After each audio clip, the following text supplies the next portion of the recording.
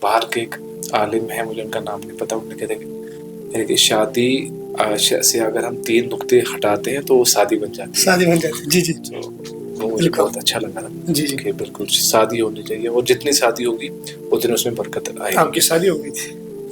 جی میں نے کوشش کی تھی الحمدللہ, مطلب پھر بھی جس حساب سے آج ہوتی ہے تو بہت اس حساب سے مطلب بہت شادی ہوئی, اور میرے سامنے تو بہت شادی ہوئی. جی تو ایسی بات ہے کہ پھر یہی بات ہے, امت المسلمین کے لیے یہی پیغام ہے کہ بس آپ نکاح کر لو. ہم جیسے مفتداری مصطفیٰ لاسٹ میں ایک ہی بات بول جاتے کہ نکاح کر لو. بالکل.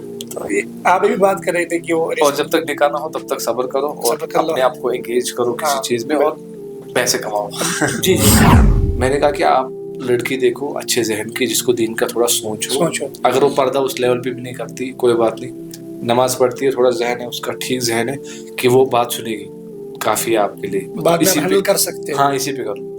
اگر کوئی پردہ کرنے والی بھی ہے نماز پہ لیکن اس کا ذہن ہی نہیں ہے, وہ بس فورس دی یا کسی حساب سے کر رہے, عادتاً کر دی, اس پہ آپ زیادہ پچھتاؤ گے. ہمارے مفتی صاحب کہا کرتے ہیں, ان کو کہتے ہیں کہ امتزان روایت, جو عورتوں کی روایتیں ہوتی ہیں وہ الگ ہوتی ہے, ان کی وہ بخاری الگ ہے, وہی بخاری نہیں, ان کی ایک الگ بخاری. وہ کہتے ہیں, ان کے قول مشہور ہے, وہ کہتے ہیں کہ دل کی بات نہیں, وہ کہہ رہے ہیں کہ جو شادی کے خاندر شبان کیا نہ ہے, اور جو میت ہوتی ہے وہ ماتم کے بغیر نہیں اچھا لگتا ہے. تو یہ کہتے ہیں کہ وہ پھر روتی بھی اس لیے ہے. میں نے خود دیکھا, میت پہ ہم جاتے ہیں, جنازہ پڑھاتے ہیں, یا کئی ایسی رشتے داری میں ہوتے ہیں وہ روتے ہیں کیونکہ اب کوئی رشتے دار والے آ گئے وہ روتے ہیں, کیوں آپ کو چاہیے یہ چیز.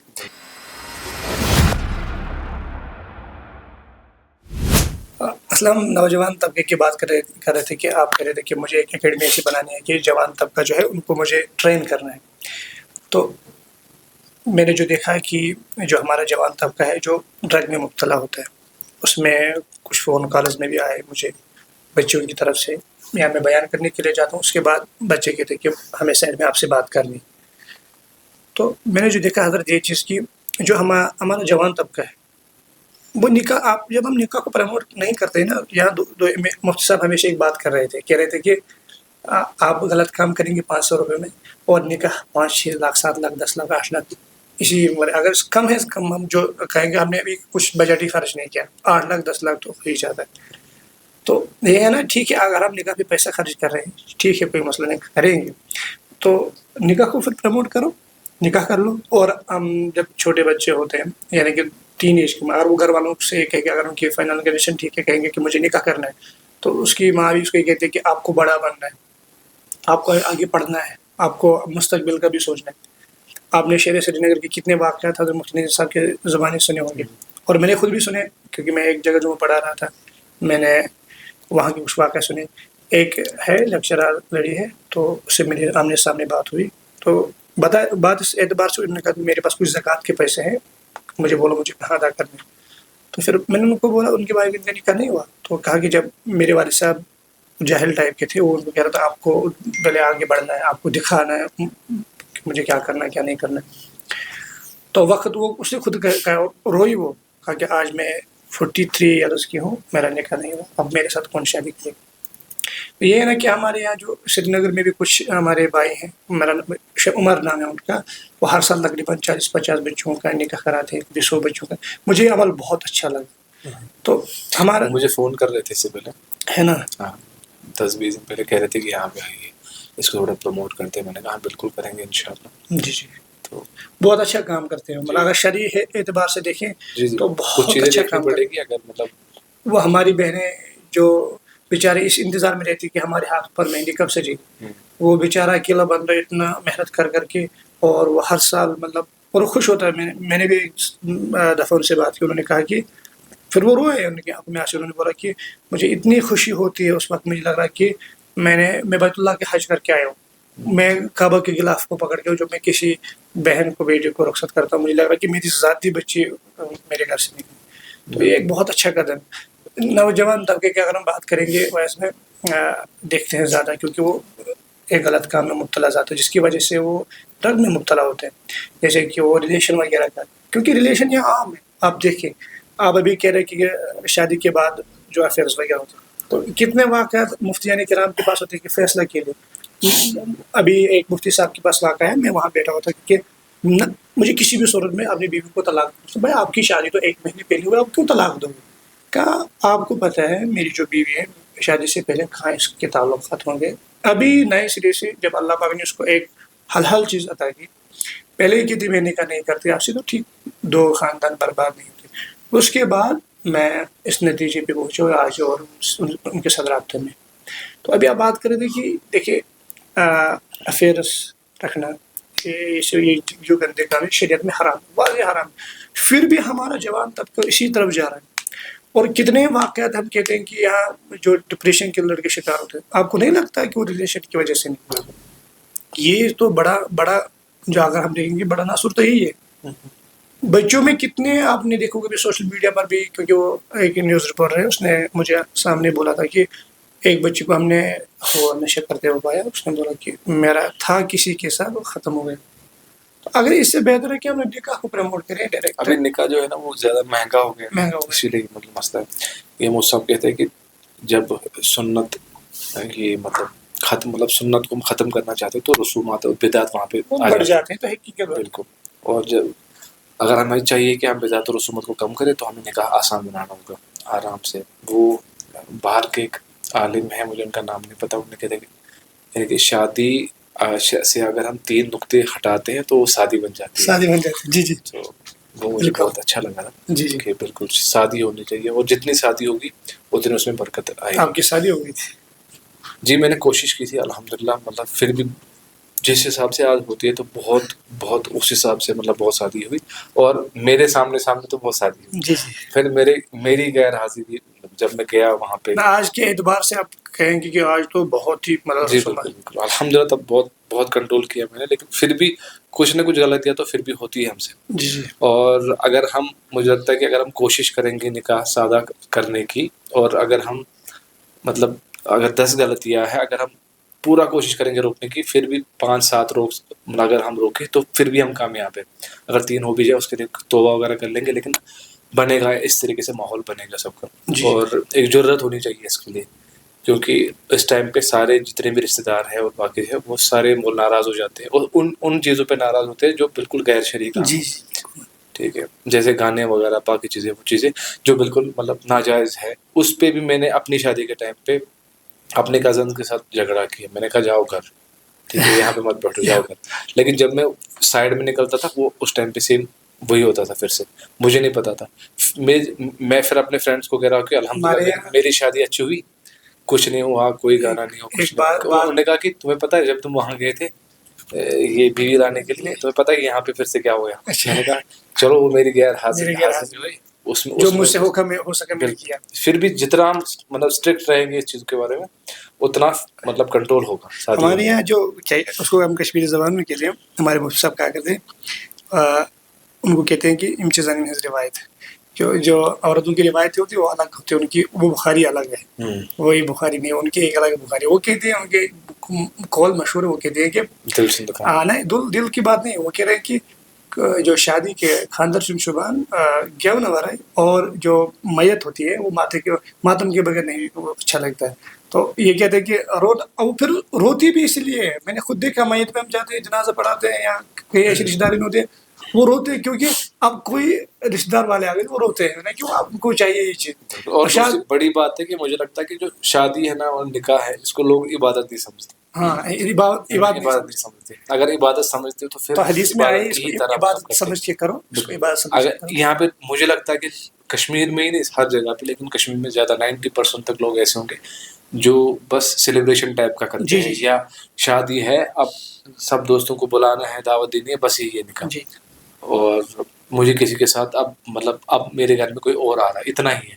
اگر ہمارے دماغ میں وہ ساری چیزیں ہوتی کہ اگر آپ نکاح کرو گے, نکاح کے بعد آپ پاک ہو جاتے ہو, باقی چیزیں ہوتی ہے دماغ میں, تو مجھے لگتا ہے اور اسی سے ہی برکت ہوتی ہے. جو کہتے ہیں کہ رزق ملے گا, باقی چیزیں ملے گی, وہ تبھی ملے گا جب ہم پوری اچھی طریقے سے نکاح پہ اسی طریقے پہ نکاح کریں گے جس طریقے سے فرمایا گیا کہ نکاح کریں. اگر ہم اپنے طریقے سے نکاح کر رہے ہیں اور پھر ہم چاہ رہے ہیں کہ ہمیں برکت کیوں نہیں ہو رہی ہے اور ہمیں رزق کیوں نہیں مل رہا باقی چیزوں میں, مجھے لگتا ہے اس کی وجہ سے بھی پرابلم ہوتی ہے نکاح کے بعد.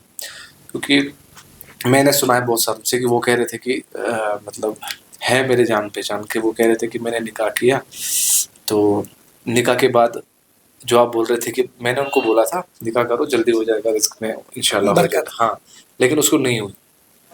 تو مجھے کہہ رہے تھے کہ کیوں نہیں ہوئی, آپ نے تو بولا تھا ہو جائے گی. لیکن وہ کہہ رہا تھا کہ میں تب جاب کر رہا تھا, مجھے 6-7 ہزار مل رہے تھے, جب مجھے نکاح ہوا وہ بھی ختم, میرے ہاتھ سے نکل گیا, اب میں کچھ نہیں کما رہا ہوں. مجھے تو الٹا ہوا, میں نے اس کو کہا کہ تمہیں پتہ ہے مہندی رات پہ میں نے تمہیں بولا تھا اس پہ مہندی نہیں لگا, مہندی مت لگاؤ, تو اسے دلہے راجے بن رہے. ہاں, اس کو میں نے کہا کہ میں نے کہا تھا کہ مہندی مت لگاؤ, اس نے کہا میرے, اور مطلب ایسی میرے دماغ میں آ گیا کہ مجھے یہ بات کہنی چاہیے اس کو.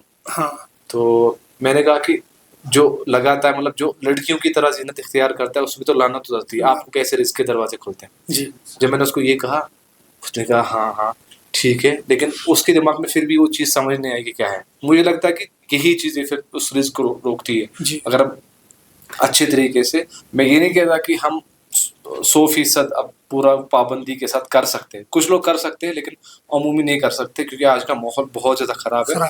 لیکن پھر بھی ہم اگر کوشش کریں تو ہم نکاح کو سادہ کر سکتے ہیں, اتنا بھی کوئی مسئلہ نہیں ہے, سادہ کر سکتے ہیں. ہاں, اپنے رشتہ داروں کو ناراض کرنا پڑے گا جی, اور اپنے سوسائٹی کو, مطلب آپ کو باتیں سننی پڑے گی بس, باقی کچھ نہیں ہے. رشتہ داروں کا کیا ایمان بچ جائے, انسان کا ایمان سے بڑھ کر کیا نہیں. اصل میں ایمان ہی پتہ نہیں ہے نا, کہ یہاں پہ بھی ایمان ہی نہیں پتا کہ ایمان ہے, مطلب ہمارے پاس ایمان ہے, جیسے میرے پاس بھی ایمان ہے, مجھے بھی کبھی کبھی پتہ چلتا ہے کہ میرے پاس ایمان ہے تو یہ میرے پاس نعمت ہے.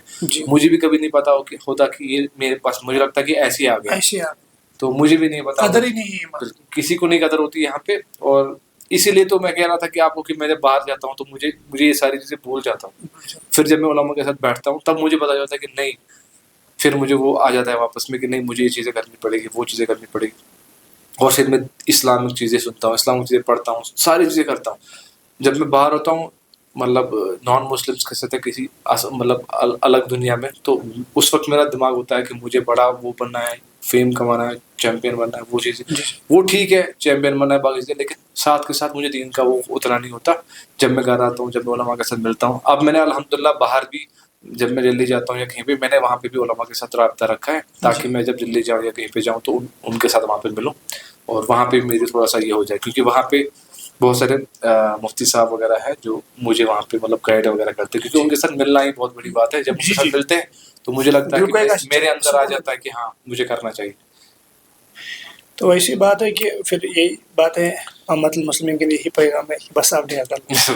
ہم جیسے مفتداری مصطفیٰ لاسٹ میں ایک ہی بات پوچھ رہے کہ نکاح کر لو. بالکل, تو آپ بھی بات کر رہے تھے کہ وہ, اور جب تک نکاح نہ ہو تب تک صبر کرو اور اپنے آپ کو انگیج کرو کسی چیز میں اور پیسے کماؤ. جی جی, یہی بات ہے. آپ جس کی بات کر رہے تھے کہ رزق میں برکت. دیکھیے ویسے بھائی, جب نکاح ہو ایک بہت بڑا عمل ہے. قرآن پاک نے اس کو ہن لباس لکم وانتم لباس لہن کے نام سے نام دیا, یا آپ کا لباس ہے آپ اس کے لباس ہو. تو مسئلہ یہ ہے کہ جب اسی لباس کو قرآن پاک نے کہا کہ یہ ایک اہم اور مضبوط رشتہ ہے. حدیث میں جس کے بارے میں آیا کہ نکاح نصف الایمان, نکاح نصف ایمان ہے. یہ کب ہے؟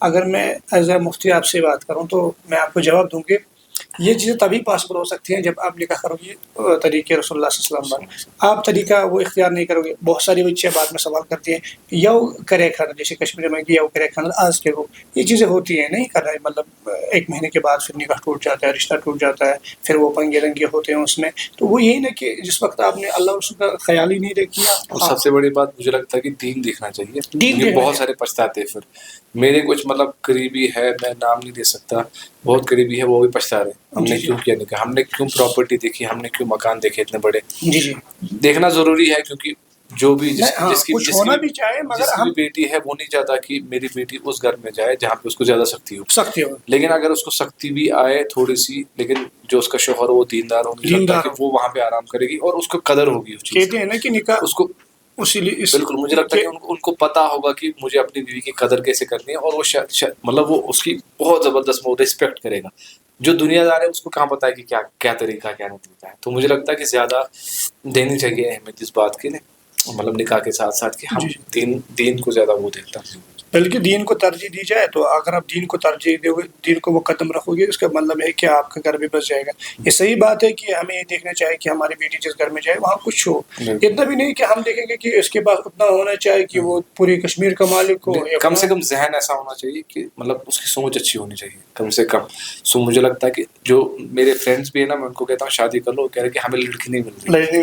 میں کہا کیوں نہیں مل رہی لڑکی, میں وہ کہہ رہے کہ وہ کہہ رہے کہ آج کی دنیا میں لڑکی ڈھونڈنا تھوڑا مشکل ہے، مشکل ہے۔ کیونکہ جو ابھی ایفیئرس وغیرہ کا سسٹم چل رہا ہے، باقی چیزوں کا چل رہا ہے، تو کسی پہ بھروسہ نہیں ہے۔ بھروسہ نہیں، میں نے کہا کہ آپ لڑکی دیکھو اچھے ذہن کی، جس کو دین کا تھوڑا سوچ ہو، سوچو، اگر وہ پردہ اس لیول پہ بھی نہیں کرتی کوئی بات نہیں، نماز پڑھتی ہے، تھوڑا ذہن ہے اس کا ٹھیک ذہن ہے کہ وہ بات سنے گی، کافی ہے آپ کے لیے، بعد میں اسی ہم پہ حل کر سکتے ہیں۔ ہاں اسی پہ کر لو۔ جی جی اگر کوئی پردہ کرنے والی بھی ہے نماز بھی، لیکن اس کا ذہن ہی نہیں ہے، وہ بس جی۔ فورس دی یا کسی حساب سے کر رہی ہے، عادتاً کر رہی ہے، اس پہ آپ زیادہ پچھتاؤ